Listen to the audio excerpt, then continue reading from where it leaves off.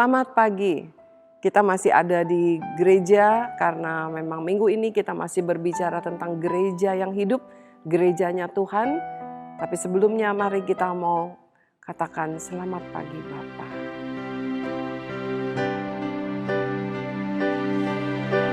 Selamat pagi Bapa, selamat pagi Yesus, selamat pagi Roh Kudus.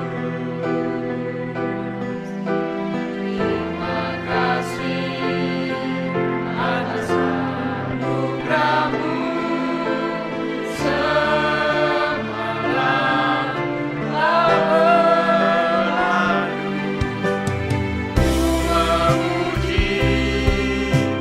Ku bersyukur, memuliakan nama-Mu.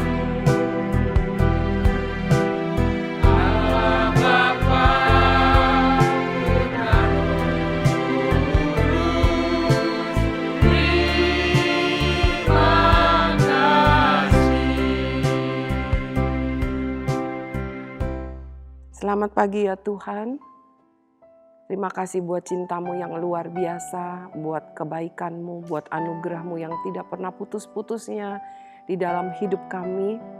Kami bersyukur karena kami telah Tuhan pilih menjadi gereja-Mu yang hidup. Bukan bangunan gereja yang mati, tetapi kami adalah gereja yang hidup. Tubuh kami dan hidup kami. Inilah piring hati kami telah siapkannya untuk dipenuhi, dikenyangkan dengan sarapan sorgawi-Mu. Dalam nama Tuhan Yesus, amin. Mari kita siapkan Alkitab kita buka dalam Wahyu pasal 3, ayat pertama sampai 3. Hari ini kita mau lihat tentang gereja Sardis dan Laodikia. Ya, firman Tuhan pagi hari ini juga berjudul jangan melarat. Ya, jangan melarat. Tetapi sebelumnya kita naikkan dulu pujian, bangkit serukan nama Yesus. Yo, bangkit. Serukan nama Yesus. Jangan padam. Jangan letih, lesu, lemah karena tidak ibadah di gedung gereja. Karena sesungguhnya kamu adalah gereja sendiri. Aku juga adalah gerejanya Tuhan. Mari bangkit serukan nama Yesus. Bangkit serukan nama Yesus. Maju nyatakan kuasa-Nya. Kita buat iblis gemetar, kalahkan tipu dayanya dengan kuasa nama-Nya. Yeah, nama Yesus, menara yang kuat. Nama Yesus, kota benteng yang teguh. Nama Yesus, kalahkan semua musuh. Nama Yesus di atas segalanya.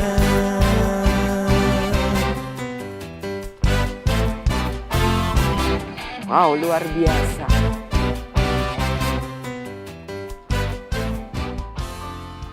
Mari kita baca di dalam Wahyu pasal 3 ayat 1 sampai 3. Demikian firman Tuhan, Wahyu pasal 3 ayat 1 sampai 3. Dan tuliskanlah kepada jemaat di Sardis, inilah firman Dia yang memiliki ketujuh roh Allah dan ketujuh bintang itu. Aku tahu segala pekerjaanmu, engkau dikatakan hidup padahal engkau mati. Bangunlah dan kuatkanlah apa yang masih tinggal, yang sudah hampir mati. Sebab tidak satu pun dari pekerjaanmu aku dapati sempurna di hadapan Allahku. Karena itu ingatlah bagaimana engkau telah menerima dan mendengarnya. Turutilah itu dan bertobatlah. Karena jikalau engkau tidak berjaga-jaga, aku akan datang seperti pencuri dan engkau tidak tahu pada waktu manakah aku tiba-tiba datang kepadamu. Lalu ayat yang ke-14 sampai 17. Dan tuliskanlah kepada malaikat jemaat di Laodikia, inilah firman dari Amin, saksi yang setia dan benar, permulaan dari ciptaan Allah. Aku tahu bahwa segala pekerjaanmu engkau tidak dingin dan tidak panas, katanya. Ya, alangkah baiknya jika engkau dingin atau panas. Jadi karena engkau suam-suam kuku dan tidak dingin atau panas, aku akan memuntahkan engkau dari mulutku. Karena engkau berkata, aku kaya dan aku telah memperkaya diriku dan aku tidak kekurangan apa-apa. Dan karena engkau tidak tahu bahwa engkau melarat dan malang, miskin, buta dan telanjang.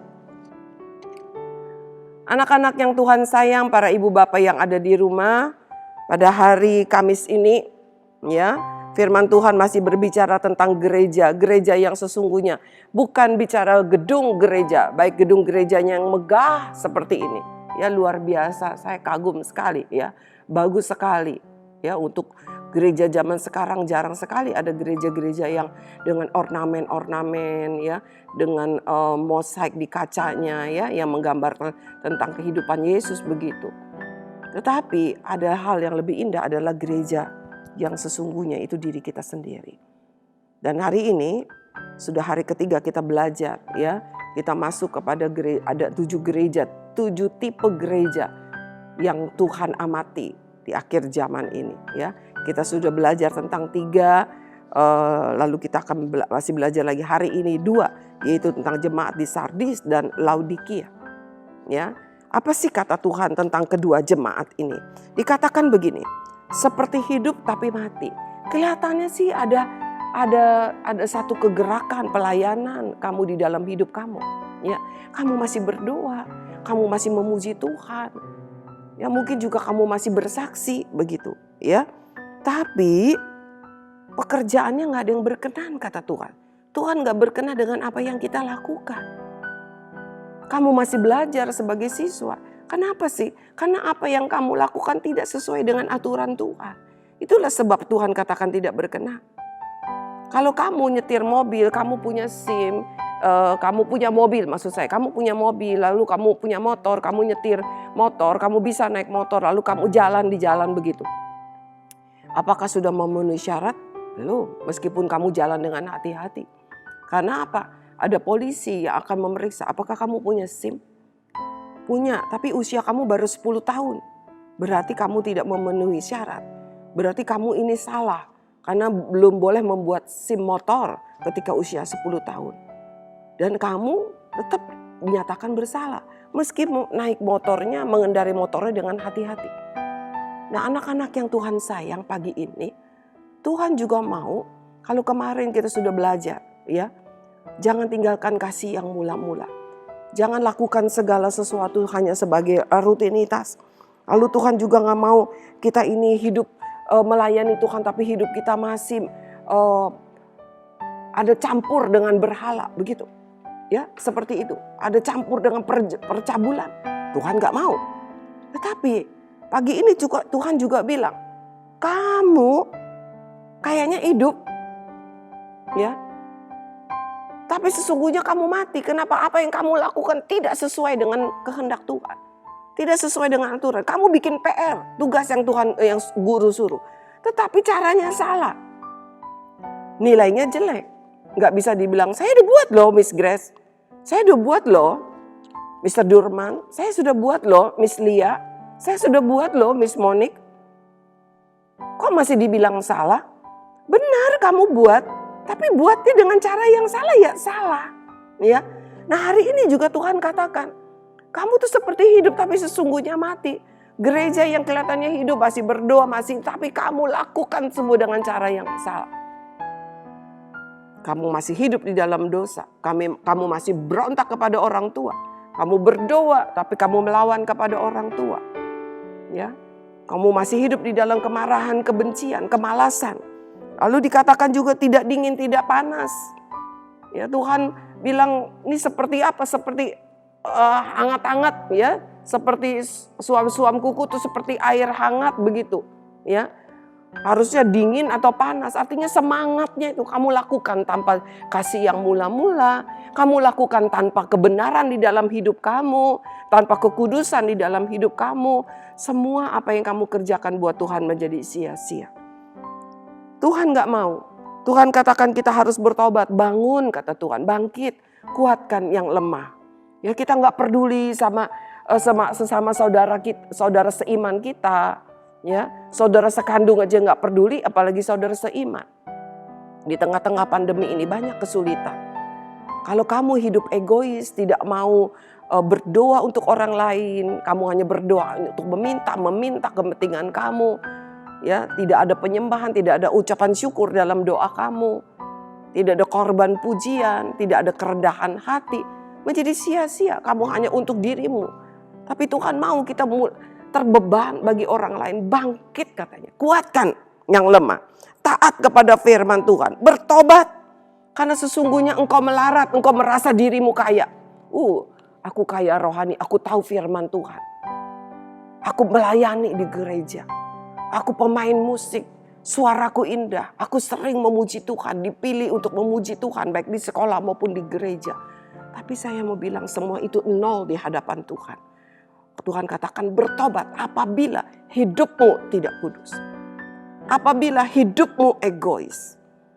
Apabila hidupmu, engkau lakukan semua itu, hidupmu tanpa ketaatan kepada firman Tuhan. Mari anak-anak yang Tuhan sayang, Bapak Ibu, saudara-saudariku yang mendengarkan firman Tuhan ini. Kita mau bangkit. Kita mau menjadi hidup di hadapan Tuhan. Kita mau didapati panas roh kita. Bukan emosinya panas, tapi roh Allah di dalam diri kita berkobar-kobar, menyala-nyala. Tetap untuk Tuhan, meskipun di tengah-tengah kesulitan. Dengan hidup dalam kekudusan, dengan hidup di dalam ketaatan. Jangan tidak setia. Jangan hidup dalam percabulan. Jangan hidup di dalam percabulan rohani. Bisa loh, ya. Kamu masih baca nggak tuh, ya, ramalan-ramalan bintang? Ya, itu sama dengan percabulan rohani. Karena kamu percaya kepada ramalan-ramalan. Ramalan-ramalan itu bukan dari Tuhan. Ya, mari tinggalkan dosa. Karena Tuhan tidak hanya melihat luar. Tuhan lihat hidupmu. Tuhan lihat hatimu. Apa yang tidak terlihat oleh manusia, tetap tidak ada satupun yang dapat disembunyikan di matanya. Mata Tuhan bagaikan api yang menyala. Dia melihat segala sesuatunya. Mari kita mau tundukkan kepala. Kita mau naikkan pujian. Selidiki aku. Selidiki aku ya Tuhan. Lihat hatiku. Apakah aku ini benar? Apakah aku ini kudus? Aku hanya kelihatan di hadapan seseorang aku yang rohani. Aku suka berdoa, aku suka memuji Tuhan. Tapi ketika aku WhatsApp, aku membicarakan perkataan-perkataan yang kasar dan cabul. Ampuni. Ampuni kami Tuhan, sesungguhnya matamu bagaikan api yang menyala-nyala, yang menyelidik setiap kami. Bahkan firman-Mu bagaikan pedang bermata dua yang memisahkan jiwa dengan sumsum. Tidak ada satupun yang dapat tersembunyi. Ampuni kami ya Tuhan. Kami tidak mau didapati mati di hadapan. Kami tidak mau didapati dingin di hadapan. Karena orang yang mati itu dingin, tidak ada lagi kehangatan. Dan kami sebagai gereja-Mu yang hidup kami tidak mau didapati mati. Ampuni kami, Roh Kudus. Bicaralah dengan tegas ketika perkataan kami penuh dengan kekerasan dan percabulan. Bicaralah dengan tegas kepada kami. Ketika kami lakukan segala sesuatu hanya untuk kepentingan diri kami sendiri. Kami egois. Berbicaralah kepada kami dengan tegas, ya Roh Kudus. Ketika hidup kami tidak ada ketaatan kepada. Terima kasih Tuhan untuk firman-Mu pagi hari ini. Kami mau bertobat. Kami mau hidup kami hidup di hadapan. Kami menjadi gereja yang hidup. Di dalam nama Tuhan Yesus, kami mengucap syukur. Amin. Jadi gereja yang hidup, jadi gereja yang kaya, bukan secara jasmani, tetapi secara rohani, Jangan menjadi gereja yang melarat di hadapan Tuhan, gereja yang mati rohani di hadapan Tuhan. Tuhan memberkati, sampai bertemu besok pagi.